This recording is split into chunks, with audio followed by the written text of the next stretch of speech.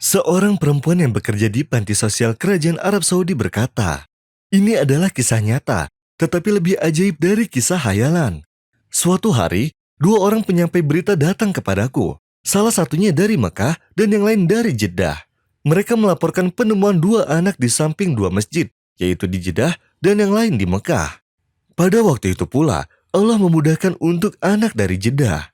Keluarga pengasuh bayi memungkinkan aku untuk memindahkan anak yang di Mekah ke Jeddah dan aku memperhatikan di antara kedua anak tersebut memiliki banyak persamaan. Aku pun menghitung tanggal penemuannya. Ternyata, tanggal waktu yang tercatat sama dengan jarak waktu hanya 2 jam. Kemudian kami mencari di rumah sakit nomor bayi tersebut. Lalu, kami menemukan bahwa ternyata anak-anak tersebut kembar. Dan ibu dari keduanya meninggalkan rumah sakit bersama suaminya.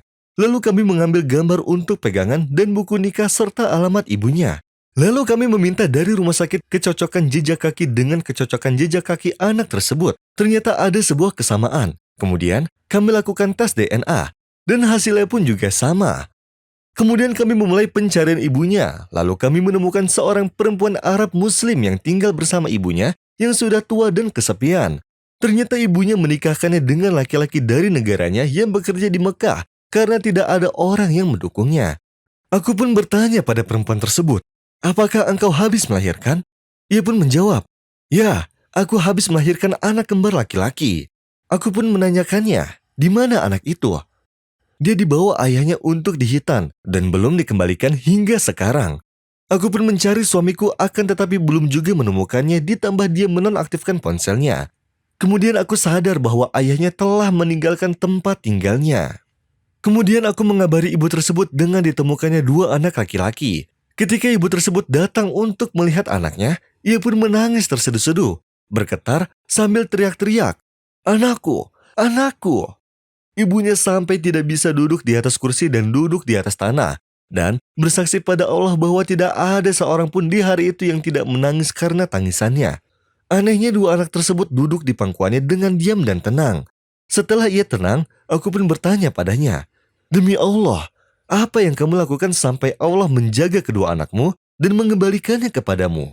Ibunya pun menjawab, "Ketika ia diambil ayahnya untuk dihitan, aku berkata, aku menitipkan kamu berdua kepada Allah yang maha menjaga dan melindungi. Dan ketika ia terlambat untuk pulang sampai mematikan ponselnya, aku yakin dia kabur dengan membawa mereka berdua dari kota.